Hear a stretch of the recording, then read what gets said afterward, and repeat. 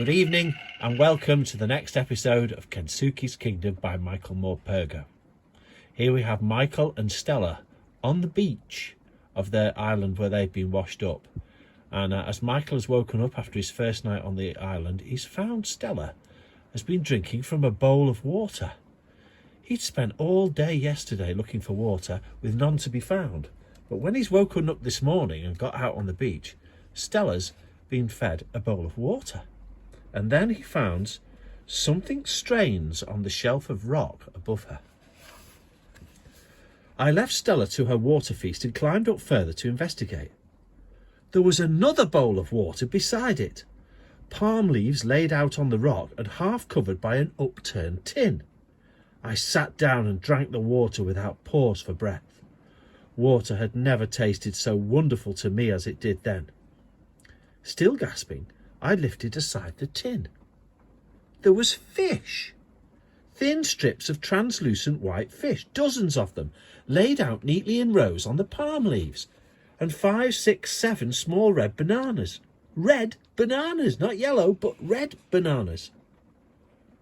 I ate the fish first, savouring each precious strip, but even as I ate, I was looking around me, looking for a telltale trembling of leaves at the edge of the forest, or for a trail of footprints in the sand, but I could see none.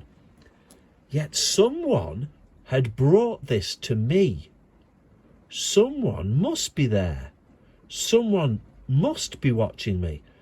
I wasn't sure whether to be fearful at this revelation or overjoyed, because somebody must have left the food for him. Stella interrupted my thoughts.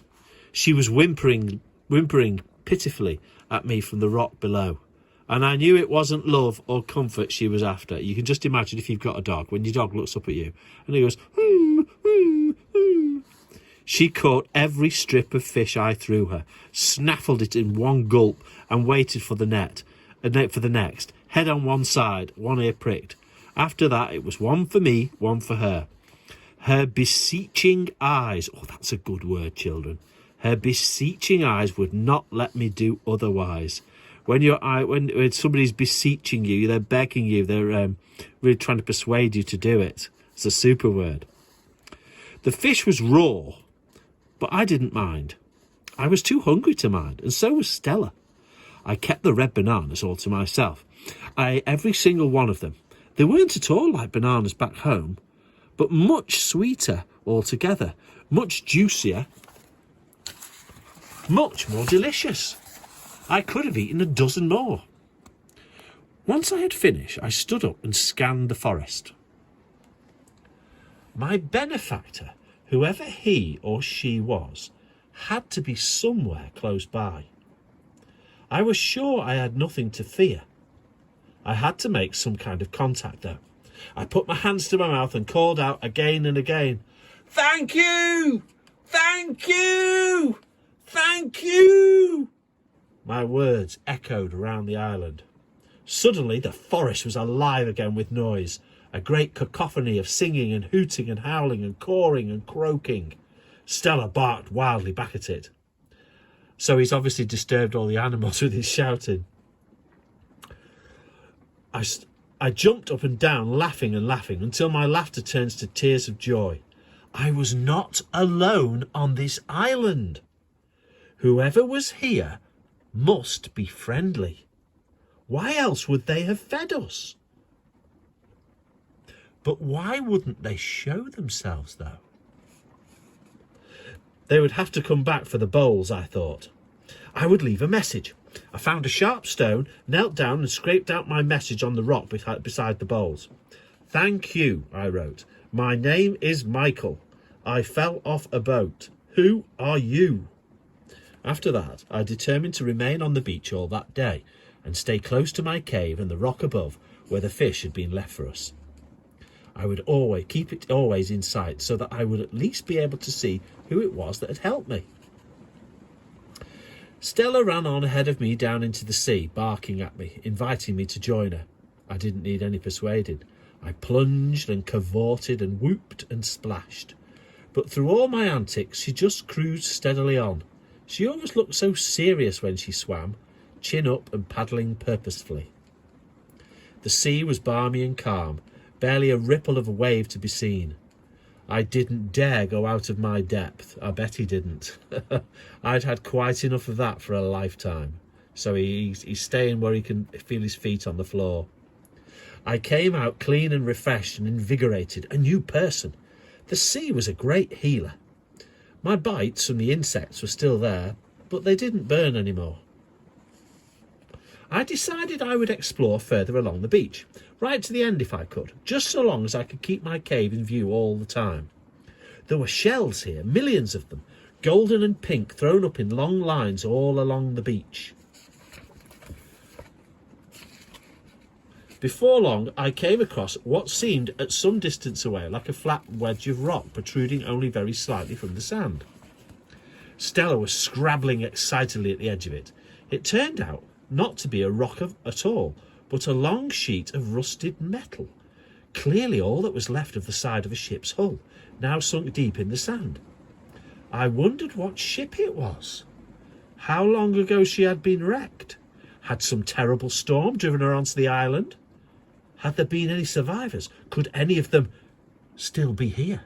So he's thinking, he's found the wreck of a ship. Could the person who's helped him, could they have been one of the people on that ship? I knelt down in the sand and ran my hand along it. I noticed then a fragment of clear glass lying in the sand nearby, from a bottle perhaps. It was hot to touch, too hot to handle. Now, the shells he's talking about, they might look something like this. Okay, we've got a tropical seashell here. Look at this, isn't it? It's absolutely beautiful. Okay, it's still got sand. If I knock it, it's still got sand inside it. Absolutely beautiful. Look at that. And of course, that would have had a creature living in it at some point. So, but along the island, he finds a piece of glass. And I imagine this is my piece of glass. Now, this piece of glass could change his life. How, you ask? Let's find out.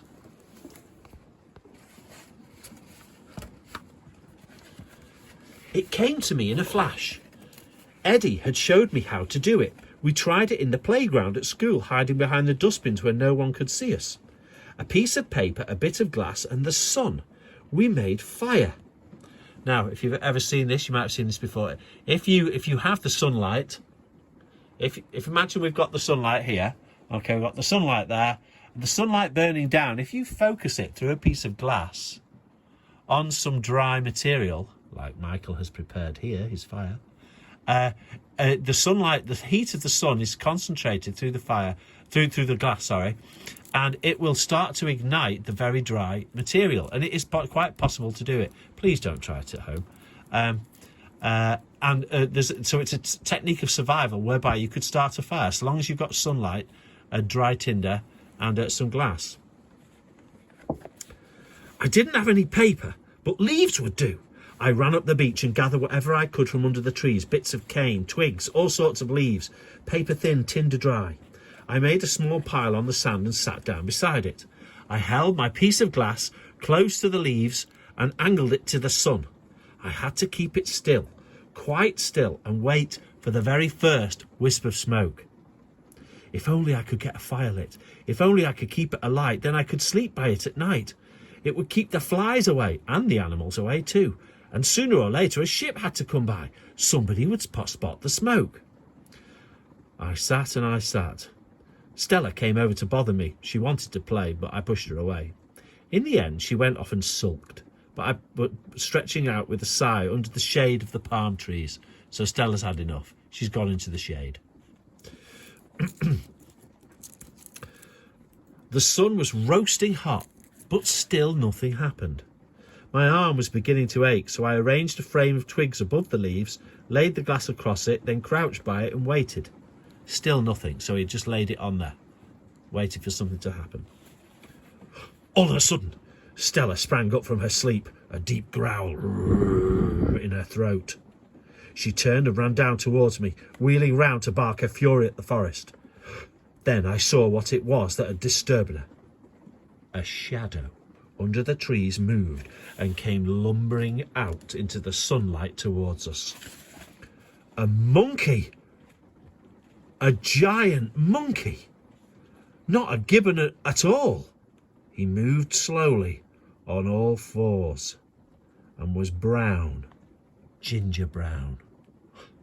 What will this giant monkey do? Find out tomorrow in the next episode of Kensuke's Kingdom.